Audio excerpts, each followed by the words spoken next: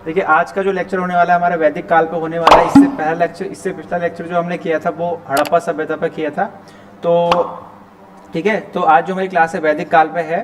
ठीक है, इसमें हमने फॉर्मेट चेंज कर दिया है अपनी क्लास का, तो हम एमसीक्यू फॉर्म में हम जो है वैदिक काल को पढ़ेंगे। तो आइए शुरू करते हैं अपना लेक्चर। देखिएगा पहला क्वेश्चन है इसमें, the term Aryan denotes to. ठीक है, आर्यन शब्द दर्शाता है। ठीक है, तो हमें आपने बताना है कि आर्यन शब्द क्या दर्शाता है। तो ऑप्शन नंबर ए है आपका, जाति समूह है वो, घुमंतु लोग हैं, एक भाषण समूह है, या एक बेहतर जाति है। तो आपको बताना है, आपके पास समय दिया जाता है आपको 3 सेकंड का। ठीक है, आपको 3 सेकंड के अंदर जो है जवाब लिखकर दे। ठीक है, चेक कर लेना अपना जवाब क्या है। ठीक है, मैं आपको बता दूंगा 3 सेकंड के बाद। इस तरीके से फॉर्मेट रहेगा। ठीक है, ये तो देखिए इसका जवाब है एक बेहतर जाति है। आर्यंस को माना जाता है, देखिए जो आर्यंस हैं उनको माना जाता है कि वो क्या है, एक बेहतर जाति है। ठीक है, और उससे बेहतर जाति माना जाता है ऐसा कि वो क्या है, एक सुपीरियर रेस है। ठीक है, बेहतर जाति है। तो इसका जवाब है डी, एक बेहतर जाति। ठीक है, आइए बढ़ते हैं अपने दूसरे सवाल की तरफ। जो है देखिए लिखा है त्रयी एक नाम है। त्रयी एक नाम है। ठीक है, अब देखिए आपको बताना है कि वो क्या है, किसके लिए यूज किया जाता है। देखिए वो क्या है, 3 वेदों के लिए यूज किया जाता है त्रयी। धर्म, संघ और बुद्ध, इसके लिए यूज किया जाता है। या हिंदू देवताओं के 3 भगवानों के लिए यूज किया जाता है। ठीक है, ब्रह्मा विष्णु एंड महेश। ठीक है, इनके लिए यूज किया जाता है, ये बताना है आपको। या 3 मौसमों का नाम है। ठीक है, तो आपको बताना है कि इसमें से कौन सा ऑप्शन जो है सही है। ठीक है, चेक कर लीजिए आपका ऑप्शन क्या है। आपके पास 3 सेकंड का समय है। तो देखिए त्रयी नाम का शब्द है वो 3 वेदों के लिए यूज किया जाता है। 3 वेदों के लिए यूज किया जाता है। ठीक है, तो इसका जवाब है ए ऑप्शन जो है इसका सही आंसर है। बढ़ते हैं अपने अगले सवाल की तरफ। तीसरा सवाल है, देखिए किस वैदिक ग्रंथ में वर्ण शब्द का पहली बार उल्लेख हुआ है। वर्ण शब्द, ठीक है, वर्ण शब्द का पहली बार उल्लेख हुआ है, तो किस वेद में हुआ है। ऑप्शन है ए है आपका ऋग्वेद, दूसरा है आपका अथर्ववेद, ठीक है, सामवेद और यजुर्वेद। तो बताइएगा क्या है इसका जवाब, आपको क्या लगता है। 3 सेकंड का समय रहा आपके पास।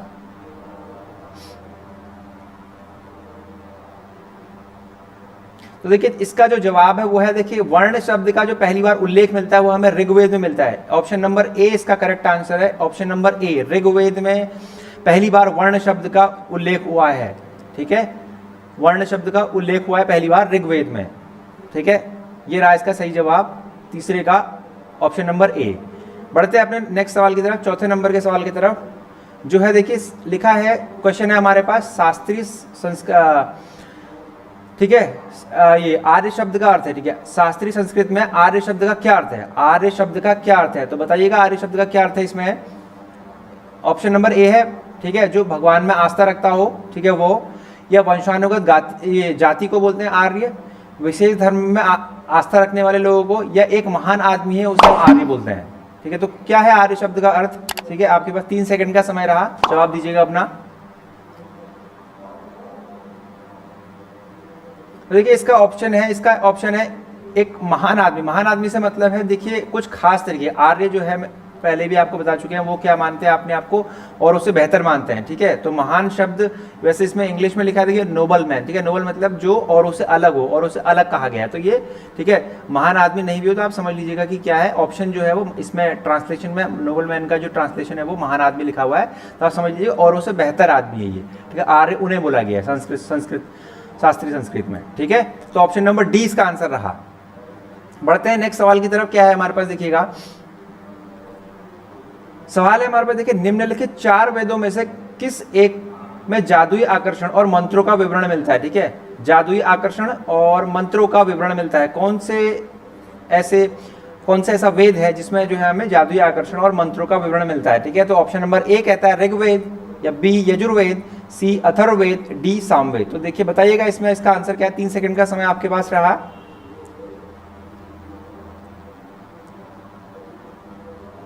तो देखिए अथर्ववेद में हमें सबसे पहली बार जो है वो अथर्ववेद में हमें मिलता है सी नंबर, जो इसका ऑप्शन है सी जो है इसका सही आंसर है। तो अथर्ववेद में हमें क्या मिलता है, इसका जिक्र मिलता है। 5th का जो है वो सी। ठीक है, 5वें का सही आंसर है सी, अपना अथर्ववेद।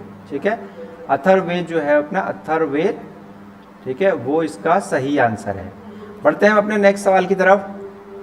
छठा सवाल कहता है, देखिए वर्ण व्यवस्था से संबंधित पुरुष सूक्त। ठीक है, पुरुष सूक्त। ठीक है, पुरुष सूक्त का जो ये शब्द है, ठीक है, ये मूल रूप से पाया गया ठीक है, वर्ण व्यवस्था में पुरुषाशुक्ता का जिक्र किया गया है, पुरुषाशुक्ता।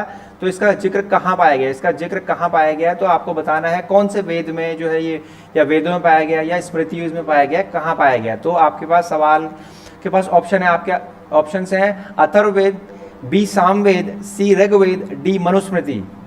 तो आपके पास 3 सेकंड का समय रहा, अपने जवाब को तैयार रखिएगा या लिख दीजिए, कहीं पर भी आप नोट कर सकते हैं या कमेंट बॉक्स में मेंशन कर सकते हैं क्या रहा इसका जवाब। तो देखिए ऋग्वेद में हम देखते हैं कि पुरुष सूक्त, ठीक है, पुरुष सूक्त जो है वो, ठीक है, वो ऋग्वेद में जो है उसका जिक्र है, ठीक है, पुरुष सूक्त में पहली मूल रूप से पाया गया पुरुष सूक्त, ठीक है, वर्णा से जो अपने वर्ण व्यवस्था को लेकर पुरुष सूक्त है अपना, वो ऋग्वेद में पाया गया। ऑप्शन नंबर सी इसका सही आंसर है। अब देखिए अगला सवाल है, ऋग्वेद है, ऋग्वेद क्या है, देखिए ऑप्शन नंबर ए है आपके भजनों का संग्रह है या कहानियों का संग्रह है, शब्दों का संग्रह है या युद्ध का पाठ है। तो आपने जवाब देना है 3 सेकंड के अंदर, क्या है ऋग्वेद हमारा। तो देखिए जो ऋग्वेद है वो क्या है, भजनों का संग्रह है, क्या है, भजनों का संग्रह है, ठीक है, भजनों का क्या है वो संग्रह है, ठीक है, कलेक्शन ऑफ हाइम्स हम बोलते हैं, ठीक है, ऋग्वेद। ऑप्शन नंबर ए इसका करेक्ट आंसर है, 7th का ए। नेक्स्ट सवाल की तरफ बढ़ते हैं हम।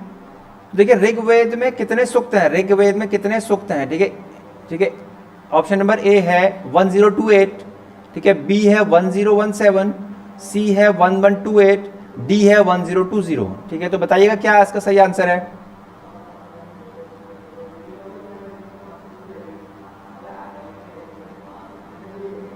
तो जो अपना ये अपना 9th सवाल है, इसका जो आंसर है वो है अपना 1028।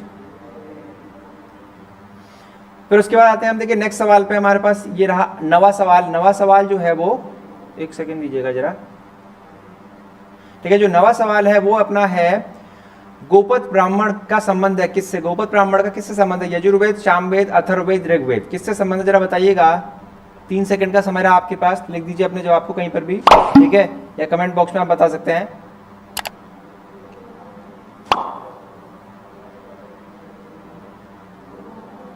तो देखिए अथर्ववेद से संबंध है, अथर्ववेद से संबंध है, अपने गोपद ब्राह्मण का जो संबंध है वो अथर्ववेद से आपका संबंध है उसका, अथर्ववेद से, ठीक है, अथर्ववेद में आपके गोपद ब्राह्मण का जिक्र किया गया है, ठीक है। बढ़ते हैं अपने नेक्स्ट सवाल की तरफ,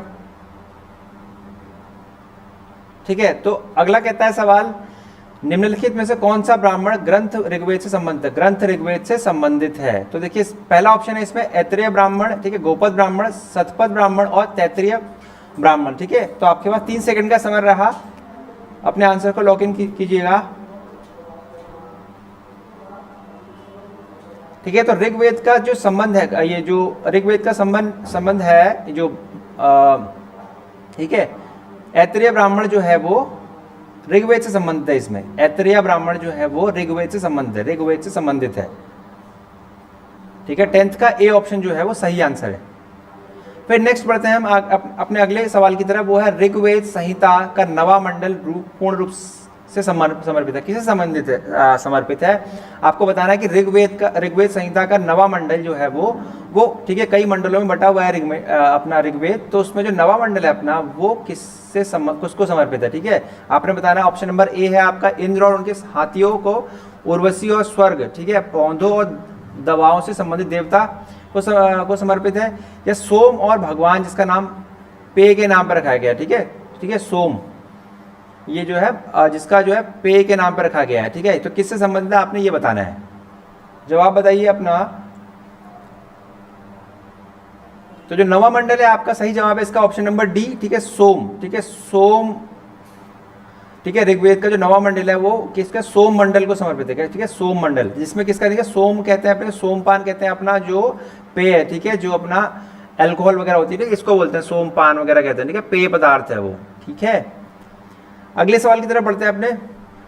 12वां सवाल रहा हमारा, देखिए ऋग्वेद में कौन सा मंडल पूरी तरह से सोम को समर्पित है, ठीक है। तो पिछले सवाल को अलग तरीके से पूछ दिया गया यहाँ पर, तो कौन सा है, देखिए इसका जवाब देरी ना करते हुए देखिए इसमें, देखिए नवे मंडल में हमें क्या बात की गई है, नवे मंडल में हमें सोम की बात की गई है। आप ऑप्शन नंबर सी इसका correct answer, option number C इसका करेक्ट आंसर है, ठीक है, 12वें का सी आंसर जो है करेक्ट है। ऋग्वेद में जो नवा मंडल है वो अपने सोम को समर्पित है, ठीक है।